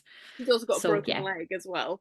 yeah, she's not great, but she's alive. So Yeah. there's a happy-ish ending. And then we get the wrap up or the beginning of the next part of the plot, which I imagine is going to be featured hugely in book 2, and that through different clues, different little hints, there's a subplot where we discover that Winnie's dad was framed, or he has left her a clue. Yep. Where he has told her, I was framed. That's what the clue translates to when she's worked it all out. Yeah. Whether you believe it or not, whether Winnie believes it or not, this is, This is how we end the first book, and look ahead to the second. So it's a really interesting way to finish it, I think. Yeah. We finish it quite quickly after the third trial. Third trial finishes and the book pretty much finishes straight away. Yeah, it's very much like the morning after or the couple of days after she's in the hospital, and then it's like revelation, boom, end. So I don't think there's too many characters in this book that we need to discuss, could discuss in any great depth. Let's just kick off with our main girl, Winnie Wednesday. Winnie Wednesday. In terms of like main characters, she's pretty strong. She's flawed. She sees the flaws in herself. She's unsure, so she's good at that age of 16, she's not all powerful, she's not all knowing, she makes a lot of mistakes, she doesn't see what's right in front of her, cough J werewolf cough. And yeah, I think she's fallible, but strong in her convictions, and she knows her morals, her own morals, and she fully stubbornly, pig-headedly fights for them. And I think that's great. Yeah, but you summed it up. I really liked her. I found her very relatable. I was worried we were going to have a 16-year-old character who knew themselves inside and out, and everything came easy for them, and they didn't ever have that sense of what am I doing. But Winnie has that quite a few times in the story, and I think it was very realistic that if you're in that situation, you might think, I can do this. I've been training for this. But then you're actually faced with the reality of the situation, and she realizes very quickly, oh no, I am outmatched. I am totally unprepared for this. And she kind of gets by on sheer luck for at least the first trial. And definitely the second as well, I think. Yeah, true, actually. Yeah, because she does pull the get out of here cord, and it just so happens that they come just a little bit after sunrise. So she doesn't have to be pulled out of the trial early and therefore fail the trial. Yeah, no, I think she's really relatable. She's not annoying. No. I do think she perhaps needs to believe in herself a little bit more. Like, I understand why she doesn't, but sometimes I was like, oh, for God's sake, Winnie, man, just get a bit of gumption and just, fucking do it. Yeah. She's a little bit of a walkover. She gets treated really terribly by everybody, and she at no point ever retaliates or even sort of says something back to them. She just takes it all, absolutely eats it all down. Yeah. And almost is like grateful that she's allowed to be there. It's like, well, at least we weren't told to leave. We're allowed to stay here. You're like, yeah, but at what cost? Your life's miserable. Yeah, I do like the shift we see in her when because it's the Wednesday dinner, and then afterwards it's the twins' birthday, so it's just before the third trial where Winnie they get welcomed back in officially, and Winnie's sort of like in her head, she's like, I don't want this. Why would we want this? And she's second guessing who these people are. They don't deserve us because they don't. No, why have we been trying to impress these people? They're not worth it. Yeah. And I really like that sort of realization from her that she doesn't need them, but is unfortunately stuck with them because now they're let back in, they have to be loyal upon loyal upon loyal. Mm. But to I'm what? looking forward to reading the rest of this series. I'm very much looking forward to Winnie growing as a character. I think that would be very interesting to see because she's in quite a, well, I guess she's in one of those stages in life where you do see a lot of shift and growth, don't you? You're 16 years old. So even if we see her, I don't know how long this book series is going to span, but even if we see her get to 18, there's going to be a change. Yeah, and even from there, Mm. I don't think I knew myself properly until last couple of years. Yeah, I was going to So say it's probably late 20s would have been the time when I kind of started to just think, I just do what I want to do and not think about what other people want. yeah, and what's, trying to identify what's important to me. Yes, rather than trying to impress people or do what everyone else is doing or what I feel I should be doing. Yeah, no, totally. So I thought she was really well written, but still likable. You could imagine a 16-year-old character would be difficult to relate to, maybe quite whiny and childish, but not at all. Don't think she's like that at all. Really Oh, likable. no. Yeah, Um, enjoyed her. and likewise her sort of friends that she has. So just briefly touching on Emma and Bretta and Fatima, like Yeah. they're very girly, and there's the bit before the party where they're all getting ready and everything, and they obviously, Yeah, really sweet. you know, Mm. but very giggly, very 16-year-old, but also, they're under no illusions of who they are and where they live and what they are meant to do. hmm hmm Yeah. All right then. The main man, Eh, Jay Friday. this Friday. Um, we didn't really see much of Jay. We saw him very much through Winnie's eyes and how she perceived him and how she felt he wanted to be perceived by others because she felt that he was happy to be a bit of an outsider. He was quite aloof. He wasn't interested in being part of the community. But then when we learn and we kind of already knew he was a werewolf, it's almost that question of, well, is that what he truly wants? Does he want to be aloof and be an outsider? Or is it because Yeah. he doesn't want to, connect with anyone or have relationships which he could ultimately damage if he had to then tell people he was a werewolf? Yeah, I mean, do we actually learn that Jay Friday is the werewolf? Because I don't think it's official, but I no, feel like we know. yeah, look, we know, but does anyone else? I No, th do you know though? I don't think Susan tried to make it very difficult to know. Uh, no, I think we are meant to be watching Jay's actions with this knowledge in our heads, being like, that explains that, and I think we already sort of assume that the reason he doesn't um come to her within the 4 years is because this happens at some point, and that sort of makes him still a relatable romantic lead because he has this secret that Winnie's going to find out and is going to forgive him for not coming around for. yes, he didn't necessarily turn his back on her. He did it out of a sense of he was wanting to protect her. I think Yeah. he didn't want her to be involved in the sort of situation he'd got himself into. Um, Yeah, because yeah. actually, I think I might have just realized now, and maybe you already knew this. The first chapter's about Jay, isn't it? What's happening in the first chapter? You'll need to jog my memory because it's been a while. It is a page. It's called The Nightmare. The forest comes for the boy on his 13th birthday. Yes, yes, that's Jay. Yeah, Yeah, yeah, no you're longer a totally boy, right. no longer entirely human, but rather a ticking time bomb waiting for the forest to one day spark his fuse. Yeah. Yeah, I don't think I realized that until now, that that was Jay. So we assume his 13th birthday, we know he's a year older than Winnie. So yeah, we assume it's been 4 years. Mhm. So it makes Yeah. sense that that's the reason he He's had does. he's had his own things going on. He Yeah, hasn't really been looking to try and make Winnie's life easier. He's been getting to grips with the fact that he is a supernatural creature. I feel like that's fair enough. yeah, yeah. So yeah, we'll let him away with it.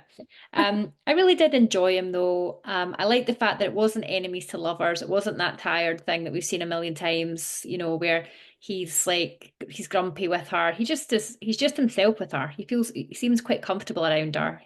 He picks up where the friendship, I think, left off. And to him, as we've already discussed, he's already very aware that he's in love with her. Yeah. And I think he's accepted that a while ago. You know, it's never probably switched off for him, whereas when he's trying to deny it and trying to sort of in our own head, no, I don't even like him as a friend, you know. Yeah, but I think in a way that's unfair of him, you know, because he's got all the information, whereas she doesn't. No. And, you know, whether that's through some sort of inflated sense of protection, you know, whatever, I think it is still, I mean, not the best option for him. But, you know, we've got other No. books, so it will come to a head. I'm excited to read more about their relationship. It was quite sweet. It had a little bit of tension in it. It wasn't the best romantic relationship I've ever read in a book, but it wasn't trying to be. It was very much a subplot. It's not a romance. It's not. Don't be reading it thinking you're going to be getting like something romantic happening every other chapter. There's actually very few interactions between the characters, even when he does agree to help her. Because in the first one, he helps her for about 5 minutes and then just runs away. It's not. There's not lots in there. No, there's and it's yeah. When you're saying there's not a lot in there, Ooh. actually, you know, I think I was like, oh, I don't know. I felt like there was, but I think it's because every time they're together, there is a chemistry there, and Susan's written it really well for it to Oh, be yeah. really convincing from the off that they're meant to be together. I just had a little look back because I find that I should have probably done this when I was reading it, but I wanted to go back and read the Friday's motto just to get an idea of where Jay sort of where his worldview is, I suppose. Yeah. Integrity in all, honesty to the end. Yes, and So yeah, yeah, he's holding a secret back from everyone. He can't be honest with anybody. yeah, which obviously goes against his very nature. Mm. And I liked the sigils as well. I mean, we haven't talked a lot Yep. anything about the sigils, but as well as each family has a crest, because of course they do. You know, and the Wednesday sigil's a big black bear. Yeah, like that. And that's almost quite like a violent element, but also protective. You know, I mean, Tuesdays is a scorpion, so that's, you know, that's your very like violence thing. But yeah, no, the loyalty, the idea that, you know, bears, and is it a pack of bears? Tribe? No, I think it's oh, sorry, yes. Sorry, I thought you were reading was the sigil. Yes, I think it's a. Well, it's one bear up on its paws, but I'm trying to think like I mean, pairs travel. But you're right. Bears are sociable creatures. They tend to have like I'm not saying they travel around in packs or anything, but you do find them sometimes with other bears. So yeah. Yeah. And obviously they're very protective. So like, you know, there's nothing more protective than a mama bear for her cubs, right? Like that element. I think, I mean, everything I know about bears probably comes from the film Brother Bear. So that might not be the most educational thing. That you're like, they're very social creatures. Like, yeah, they've got meetings every year when they go to the family. Like, and they're like, duh. Yeah. maybe not. Maybe not. Maybe not. Yeah. I loved it. And actually I think that's interesting now looking back because at the time, I enjoyed the clan idea, but now when you actually go back and think about the characters within that clan and their motivations and their storylines, it adds another element to it, actually. I didn't even make the connection of Jay and the fact that he's all about honesty and integrity, and he's actually having to keep this massive secret from everyone. It's an interesting one, Jay. I like it. You're a troubled boy. You little trouble boy. Who else do you think? I've got a theory, but little bit of a theory. So we know that well, we don't know, but she believes now, or perhaps believes that her dad has been framed. Right. Okay. I think that Erica Thursday is a Diana. Ooh. Oh, Because there's a little hint where it says her mum, Winnie's mum says something like sores on on his fingers, as in there was never any signs of her dad being a Diana because he didn't have sores on her fingers. And yep. several times within the story, we are told that Erica has a bandage on her fingers or plasters or a sore or her fingers are in pain. So I think Erica's been a naughty girl. I think she's been getting involved in Diana's. But do we not learn that Erica's sister Mm-hmm. was killed Was killed. during Mm-hmm. her hunter trials? But we learn that she didn't even want to do the hunter trials. Nope. So is Erica trying to bring her back? Is she trying to dabble in Diana magic? Is she trying to do it for the right reasons, but she's going about it in the wrong way? Or is Erica Don't know. disillusioned with the whole idea of Hemlock Falls and is like, you know, fuck yous then, like I'm gonna Yep. take revenge? Because we don't actually know the Diana are bad. We are told they are bad by the Luminaries. And we're only ever seen them through that lens, that bias. We don't actually know anything about them. We haven't even met any of them yet. No, I mean that we know of. But if someone has framed Winnie's dad, then have we already met the person Have who we met one? Yeah. Oh, book 2 is going to be interesting. I've read book 2. Is it interesting? It's a second book. Oh no. Is it only just came out this year? No, the third comes out in about a month or 2. Okay, so I feel like I could read the second book, and even if I'm a bit disappointed, I can look forward to the third. All right, that's fine. I don't think it's a disappointment. I'll say that now. I will be saying nothing, absolutely nothing about it. I will say that we get a little bit more slow burn. We get a little bit more mystery. But no, we're moving forward, but I wouldn't say we get a lot of answers, which is fair because it is a trilogy and you don't expect your big answers to be revealed. No. But yeah, I think the wait is fine. It'll be fine. Okay. Just for those who are like, when does it come out? When, Liv? When? When? Please tell me. The second is called The Hunting Moon. The third is called The Whispering Night. And The Whispering Night comes out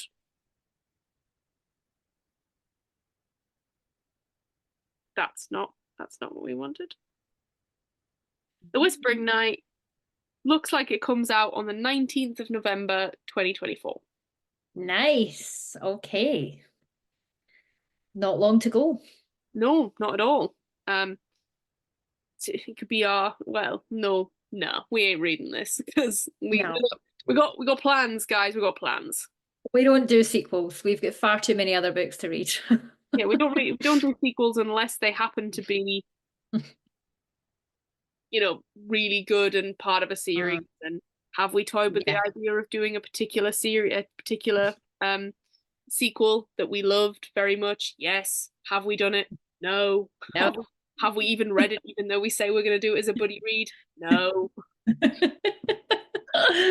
We're trying our best. I know. There's so much to do with this. Right. All right. What did you think, just a final wrap up on character, of the rest of the little Wednesday family we get? Because obviously you get... I liked her brother. I loved her brother. Darian. Yeah, I think maybe that's where I got Daedra from. Maybe. Yeah, that would make sense. Yeah. I love Darian. Loved him and Andrew, his partner. Cute, yeah. Lovely and sweet. I love that Andrew made her a cake because that's what he does. He makes snacks when people come round. And Andrew's super organised. And yeah, I thought he was really sweet. I loved the relationship between the two of them. Yeah, that was nice. I did feel like Darian, like, he almost is this weird one, like he cared for her at the beginning and there was that lovely sibling love that you got, but then almost as soon as she started the hunter trials and they started getting back into like the life, he didn't almost want to know. Didn't really check in on her again. He was very unsure of her going to do the first trial. He was trying to put her off, but then ultimately he was like, "Okay, I know you. If you're going to go with it, then I want to make sure you are safe. I want to help you. I want to give you the best chance at surviving this thing." But then for the second and third, he doesn't really do that again, does he? I wonder whether the idea that she's the Banshee Slayer like maybe puts him Mm, at ease in that sense, but he doesn't even really check in a lot, I don't think. I think no, he gets no. swept up almost in the grandeur of being a Wednesday again. There's also this feeling of she keeps talking about the fact that she can't lie. She's not a convincing liar. If she tried to lie, everyone would see through her. So I almost kept thinking that he would be the one, he would know, someone would know and would maybe try and help her protect the secret or, you know, deal with that almost that weight of the secret. But he doesn't. And I was a bit disappointed that he didn't because I thought they had a good relationship and that he would have maybe seen through her bravado and thought, Yeah, yeah. Here's a theory. okay. What if Darian is a Diana? Oh no, because you know about this. Don't I tell me this. No, I have no idea. All You do right, not find okay. out who the Diana is in book 2. Do you know, of all the the cast of characters, I think I would be really upset if he was, because I really liked Darian. I really did think he was a good character, so I'll be sad if that's the case. There's some characters I'm not that bothered about, and to be honest, some of them were interchangeable for me. Like they were referencing these people that are being mean to her, and it was like so and so's singing a horrible song about me, and such is making a comment, and I'm like, what one's that? Who's that one? Like Oh they're yeah, all just all horrible over there. yeah, they're Um, horrible bullies, and yeah. honestly, yeah, give a shit. But yeah, if it's Emma or Bretta, something happened to them, I'd be sad. Fatima would be so sad about that. And yeah, and definitely Darian and Andrew. I don't want anything bad to happen to them. So I yeah, think if he's a Diana, I'll be upset. the person who has to be the Diana who's framed them has to be somebody that's mentioned in the first book and is then in the second book and then is sort of like, I'm going to say a decent player because I'll be disappointed if it's somebody, some unknown Oh, you classmate too. or some unknown blah, blah, blah, blah, blah, blah. I'll be disappointed if that's how the case is. I don't know if I think Darian has framed their dad.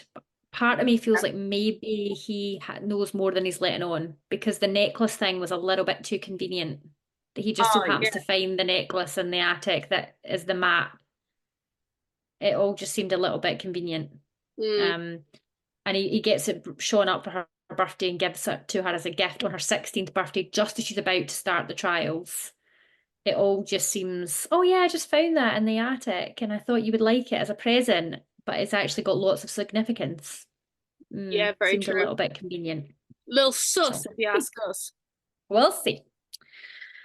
Um, let's do that. Okay, let's keep going. Let's get right into it. What are we gonna do? Right, recommend it. Liv, Yes, Amy. would you recommend this book to a friend? Yes, I would, for sure. I think this is a nice sort of easy read. I think you could read it pretty fast. You get quite swept up in everything. There's not a lot of like waiting around between trials, as we've said. Yeah, I think this is a strong sort of world opener, one of three. That you get really interested in with the characters, and you're like, yeah, I want to read these guys, and yeah, 100% I would recommend this. Love it. I agree. Yeah, I would too. It's a great book. It's fast paced. If you want to read something maybe like if you've read fantasy and you want to read maybe some, I know you're saying it's not quite urban fantasy, maybe contemporary fantasy perhaps instead. Give it a go. The monsters are really interesting. It's not that long and nothing really drags. The pace is good. The characters are quite strong and there's more to it. And I think I'm excited to read the next book. And that can only be a good sign that I want to know what happens next. The mystery's been done well. So yes, Yeah, recommend. for sure. I mean, we commended Godkiller. We really went in on giving Godkiller an awful lot, and that's only about 280 pages. This is only 20 pages longer than Godkiller. Yeah. Um, and whilst It I was a don't, quick read. yeah, whilst I don't think it has the whole world expanse and the real flair of Godkiller, I do think it's solid. It's solid. And if you have got, you know, a younger reader in your life, I think it's a great book for a, what would we say, about 15-year-old? Yeah, 15, 16 for sure. Yeah, same age. Yeah, yeah. Yeah. I would also say if you're like, oh, I'm sick of like wholesome fantasy. I mean, who is? But you know, whatever. But you Mhm. still want to read something with a bit of threat, a bit of whatever to it. This is great. Yeah, 100%. Mm. Um, what about, have you read something similar? Would you recommend another book that's similar? Yeah, I mean, I can recommend you urban fantasy until the cows come home. Mm. I would definitely recommend you the Alex Verus series by Benedict Jacker. It's set in London, but Mm. he is a mage, and he there's a whole like guild, and he's sort of on the outs, and his power is that he's very lucky. But Oh. it's very modern, very contemporary. It's not set it's set in our London, but by virtue of who he is and who he gets brought up by, he doesn't really have a lot of technology in it. But also if you're looking for it's just so good. The characters are so good. But yeah, also Rivers of London, the Rivers of London series by Ben Aranovich. Peter Grant, he is a policeman, a young policeman, and then he witnesses a sort of magical event, Mm. and he is then taken to be part of the magical branch of Scotland Yard. And there's only about three of them. Actually, I think there's two of them, with including Peter. And magic interferes with technology, so there's not a lot of technology in this either. Mm. Like Like it. I like that. what's really good about the Rivers of London series is that if you have a problem with somebody learning their powers really, really, really fast, Peter does not. Peter is very talented, but his tutor is about 100, 200 years old, and he he's brilliant, but Peter is there's a steep learning curve, and it shows Love in the it. books as well, and it's really fun. And yeah, what about yourself? Is there anything you would recommend? I think in terms of setting and getting the same kind of this forest, kind of creepy town, Hollow Heathens by Nicole Fiorina. It's called Oh, Weeping Hollow. That's the name of the town in this story. It is definitely more romance, so much more like supernatural romance, paranormal romance. cool. Um, but if you like the setting, if you felt you enjoyed being immersed in the story and you felt like the setting was almost like its own character, which it kind of is in this book, it's very similar in that one. Oh, brilliant. Look at Mm, us recommending, that's you cool. know, if you want to go one way, go one way. If you want to go another way, go Yeah. another. Ah, brilliant. Right. Mhm. Next week. Yeah.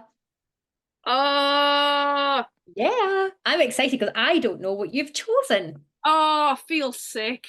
Okay. I have Tell the people. Tell me. I have made the executive decision for us to watch The Descent. Oh, okay, okay. You have decided this, so you need to live with your choices. That's Oh. fine. All righty. The Descent it is. We've got it now. It's recorded. It's you've said it. Yeah, so The Descent from Amy's sort of three key words. You British again, British mate. Mhm. So, just I'm just Britain first, mate. Just yeah, Mm, yeah. mm.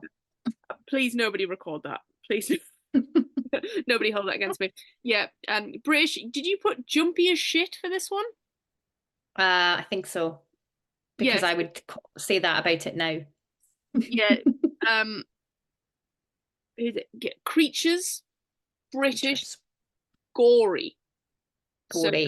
so not It's jumpy as shit, gory. but um, All female cast. really. I didn't put that, but that is Look at me, just a natural feminist. Just a you're natural. just you just gravitated towards that even though you didn't even know. Yes, all female cast, friends, a bit similar to the ritual actually. Friends go on a little adventure together. I can't remember what they're celebrating this time. And they decide to go caving, as you do. I would And never then go caving. Never in my no. fucking life.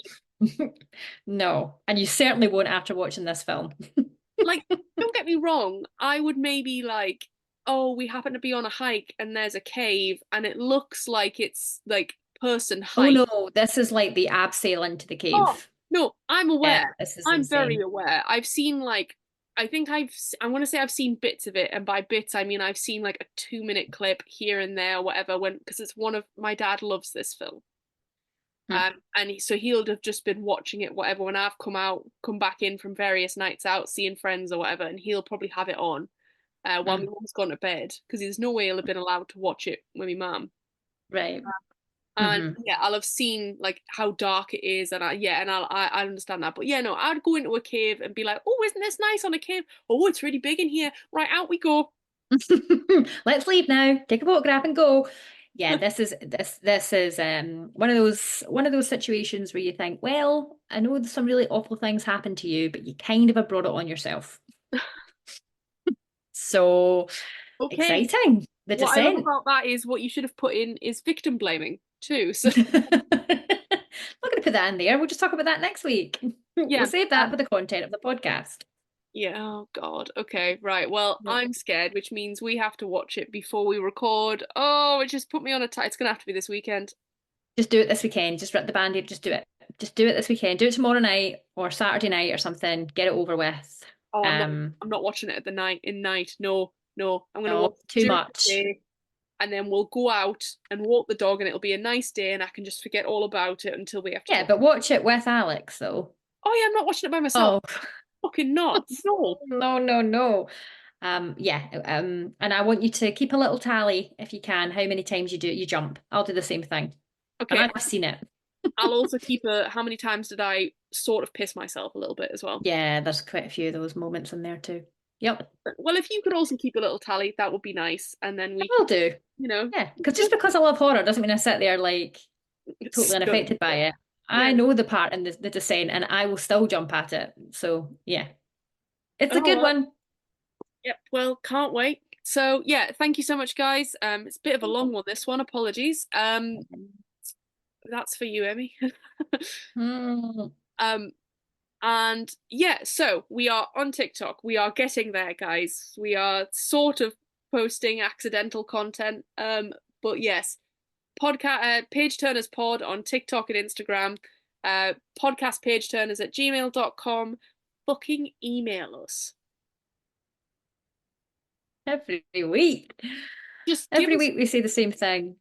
has to be Anything. 300 words about fucking something or other, and then we'll send you a fucking book. Like, what more do you want? A book of your choice, and we've read some bloody good books. Yeah, and So when we say a book of your choice, we mean that we've done on the podcast, not yeah, like not just a no, book of your choice. Somebody wants the Bible, the King James Bible. yeah, not going to give you any of that. But any book that we have read, and as you know, we have read a variety of books, and we've read some pretty bloody good ones. Yeah, So yeah, and then that email means us. you can read that book and then listen to that episode. Oh, what more could you? We're also gifting you a free episode of our podcast. Exactly. Um, Exactly. we're on Patreon. Has the heated rivalry gone up, Emmy? No, but it will because this week I'm going to be editing this one, so I can do it then. Huzzah! Hooray! More Hooray, content for Laura. the You're Patreon. Yes, you're excellent. welcome. Right. Love you guys. Amy, do you want to say the catchphrase now? What's the catchphrase now? Well, it's no longer happy reading, not for the next 8 weeks. You made the catchphrase. Oh, did I? All right, well, I'll say it and then you can say it after me. Okay. Thank you so much, guys. Tune in next week for The Descent. Stay spooky.